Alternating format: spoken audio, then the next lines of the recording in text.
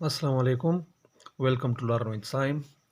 तो जी स्टूडेंट्स, आज का जो हमारा टॉपिक है वो है इम्पॉर्टेंस ऑफ बाइनॉमियल नोमेनक्लेचर। पिछले लेक्चर में हमने बाइनॉमियल नोमेनक्लेचर को स्टडी किया था। बाइनॉमियल नोमेनक्लेचर हमारे पास एक सिस्टम था जिसमें ऑर्गेनिज्म को साइंटिफिक नेम दिया जाता था।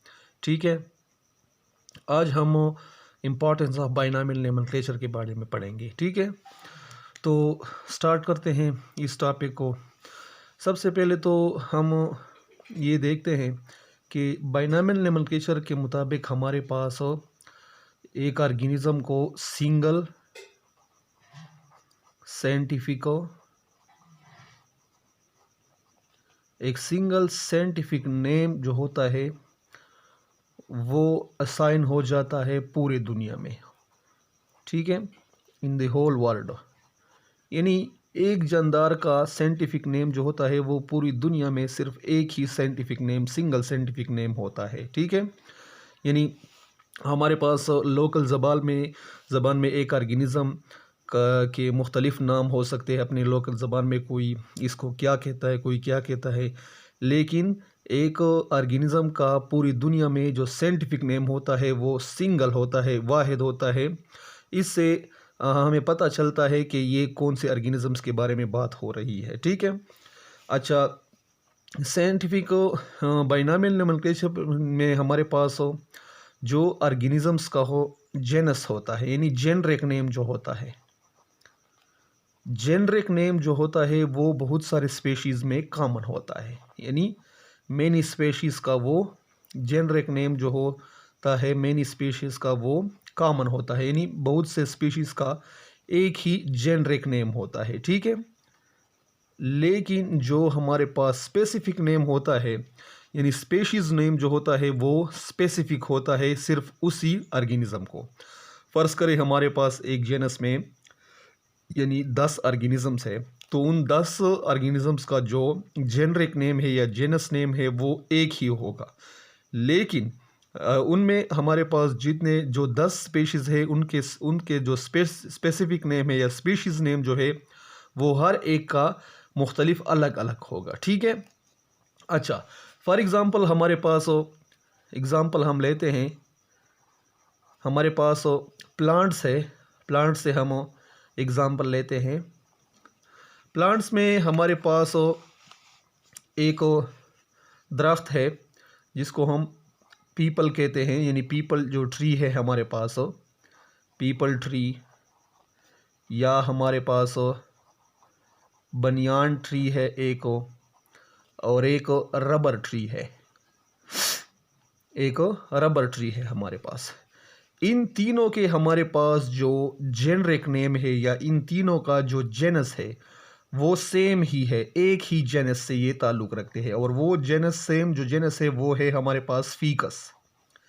यानी इन तीनों ट्रीज़ का जो जेनस नेम है वो है फीकस। ठीक है, इसका मतलब ये है कि ये जो तीनों दरख्त है हमारे पास वो ये सेम जेनस फीकस से ताल्लुक़ रखते हैं, लेकिन हमारे पास इनके जो स्पेशीज़ नेम है या स्पेसिफिक नेम जो है ये हर एक दरख्त का अलग अलग है। ठीक है, इसका ये मतलब हुआ कि हमारे पास स्पेसिफिक नेम हो हर ऑर्गेनिज़म्स का स्पेसिफिक सिर्फ उसी के लिए होता है, और जेनस नेम जो होता है वो हमारे पास कॉमन होता है, एक ही हमारे पास जेनस में जितने भी स्पेशीज़ होते हैं।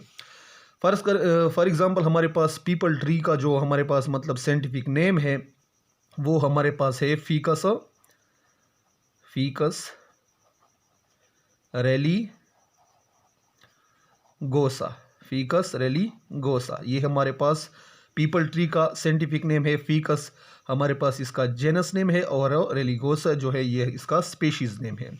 इस तरह हमारे पास बनियान जो है इसका हमारे पास साइंटिफिक नेम जो है ये हमारे पास फीकस बेंगालेंसिस है, फीकस बेंगालेंसिस।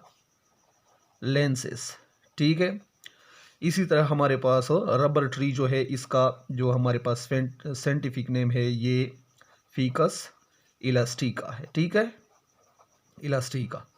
तो इन तीनों दरख्तों में हमारे पास फीकस का जो नाम है यानी फीकस जो जेनस है ये तीनों के साथ आता है, लेकिन स्पेशीज़ नेम हर एक का मुख्तलिफ स्पेसिफिक है हर एक ऑर्गेनिज्म के लिए। ठीक है। अच्छा, इसके बाद हमारे पास एक एग्ज़ाम्पल है एनिमल किंगडम से। एनिमल किंगडम में हमारे पास केट, लाइन और टाइगर। केट, लाइन और टाइगर, ये हमारे पास तीनों ऑर्गेनिज्म एक ही जेनस से ताल्लुक़ रखते हैं और इनका जो जेनस है वो हमारे पास है फेलस या फिलस, हमको इसको कहते हैं। ये एक ही जेनस से ताल्लुक़ रखते हैं जिसका नाम है फिलस, ये तीनों ऑर्गेनिज्म। लेकिन इनके जो हमारे पास स्पेसिफिक या स्पेशीज़ नेम है वो हर एक का अपना अपना अलग अलग स्पेसिफिक है इनके लिए। जिस तरह हमारे पास केट जो है, केट का जो साइंटिफिक नेम है वो हमारे पास है फिलस डोमेस्टिका। फिलस डोमेस्टिका। ठीक है। इसी तरह हमारे पास लाइन का जो साइंटिफिक नेम है वो हमारे पास है फिलस लियो। फिलस लियो। इसी तरह हमारे पास टाइगर का जो साइंटिफिक नेम है वो है हमारे पास फिलस टाइग्रस। फिलस टाइग्रस। ठीक है। तो इनमें भी हमारे पास जो जेनस नेम है वो तीनों ऑर्गेनिज्म में एक ही है, यानी जो जेनरिक नेम है, लेकिन स्पेसिफिक नेम या स्पेशीज़ नेम जो है वो हर एक का अपना अपना अलग है, जो कि हमारे पास मुख्तलिफ होता है हर ऑर्गेनिज्म में या हर स्पीशीज़ में उनके स्पेसिफिक मखसूस खसूसियात की बिना पर। ठीक है। अच्छा, इस तरह हमारे पास दो और ऑर्गेनिज्म एनिमल किंगडम के, एक डॉग है हमारे पास और एक वुल्फ है। डॉग और उल्फ भी हमारे पास एक ही जेनस से ताल्लुक़ रखते हैं। कुत्ता और जो भेड़िया है ये हमारे पास एक ही, यानी किस चीज़ से, यानी जेनस से ताल्लुक़ रखते हैं।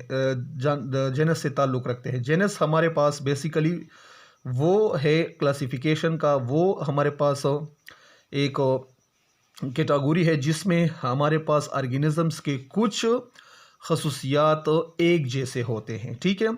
अच्छा, डॉग और उल्फ का जो जेनस है वो हमारे पास है कैनस।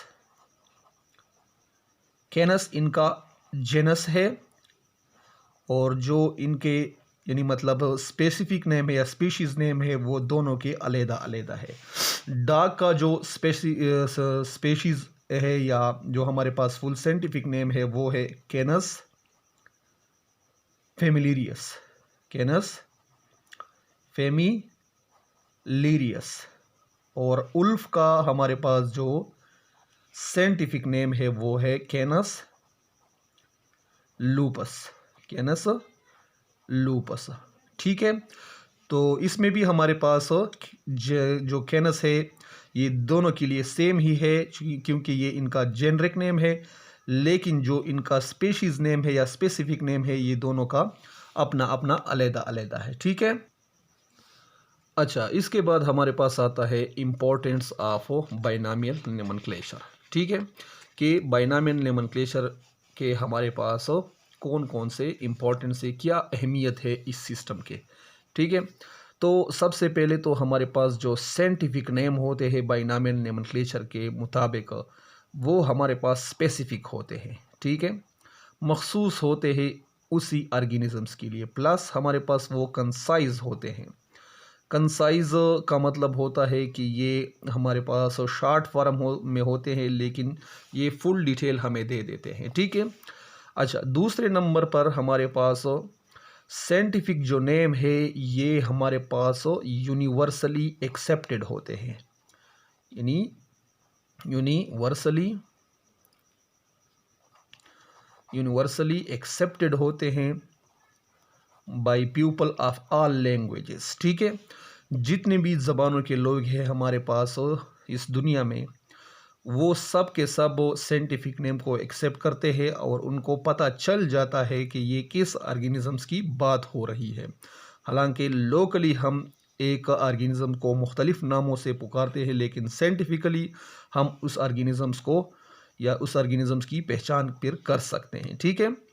तीसरे नंबर पर इसकी इम्पॉर्टेंस जो है ये हमारे पास हो कि बाइनॉमियल नोमेनक्लेचर जो है हमारे पास हो, ये बेसिकली हमारे पास हो जेनरिक हो या जेनस जो रिलेशनशिप है प्लस हमारे पास एवोल्यूशनरी ऑर्गेनिजम्स का आपस में जो जेनरिक रिलेशनशिप होता है और जो एवोल्यूशनरी या एवोल्यूशन के लिहाज से उनमें जो रिलेशन होता है ये भी इंडिकेट करता है हमारे पास बाइनॉमियल नोमेनक्लेचर या साइंटिफिक जो हमारे पास नेम होते हैं। इससे हमें एक ऑर्गेनिजम्स का जेनस का भी पता चल जाता है और एवोल्यूशनरी जो उनमें एवोल्यूशन होती है उसका भी हमें पता चल जाता है। ठीक है, तो ये हमारे पास आज का टॉपिक था, इम्पोर्टेंस ऑफ बाइनॉमियल नोमेनक्लेचर। ठीक है।